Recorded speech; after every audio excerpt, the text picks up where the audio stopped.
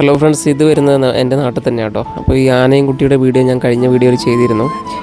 അപ്പോൾ ഇവർ കാട്ടിലിങ്ങനെ നമ്മൾ ബസ് കയറുന്ന ഭാഗത്താണിത്. അതായത് രണ്ട് സ്ഥലമുണ്ട്. തിരുനെല്ലിയിൽ നിന്ന് വരുന്ന ബസ്സൊക്കെ ആണെങ്കിൽ നമ്മൾ അപ്പപ്പാറക്കാർ ഈ ഒരു ഭാഗത്തു നിന്നൊക്കെ കയറുക. അപ്പോൾ അവിടെയാണ് ഈ ആന ഒരു 5 മണി ടൈമായിട്ടുണ്ടാവും മേയുന്നത്. അപ്പോൾ വനം വകുപ്പിൻ്റെ ആൾക്കാർ വന്നിട്ട് അതിനെ തുരത്തുന്ന കാഴ്ചയാണ് നിങ്ങൾ കാണുന്നത്.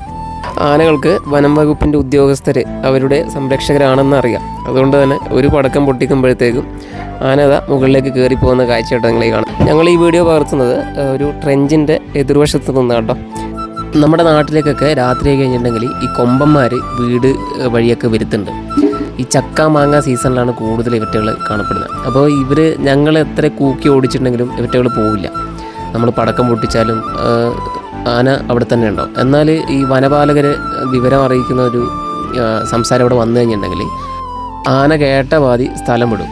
അപ്പോൾ എൻ്റെ അനുഭവത്തിൻ്റെ വെളിച്ചത്തിൽ പറയുന്നത് കേട്ടോ ഞാനിത്. നമുക്കിങ്ങനൊരു അനുഭവം ഉണ്ടായിരുന്നു. അപ്പോൾ കണ്ട ആനയും കുട്ടിയും മുകളിലേക്ക് കയറിപ്പോകുന്നുണ്ട്. അപ്പോൾ ഇതുപോലത്തെ സാഹചര്യങ്ങളൊക്കെ വരികയാണെങ്കിൽ നിങ്ങൾ വനപാലകരെ അറിയിച്ചിട്ടുണ്ടെങ്കിൽ അവർ വേണ്ടത് ചെയ്തോളൂ കേട്ടോ. അപ്പോൾ ഇതുപോലത്തെ നല്ല നല്ല വീഡിയോസ് കാണണമെങ്കിൽ ഫോളോ ചെയ്യാൻ മറക്കണ്ട കേട്ടോ.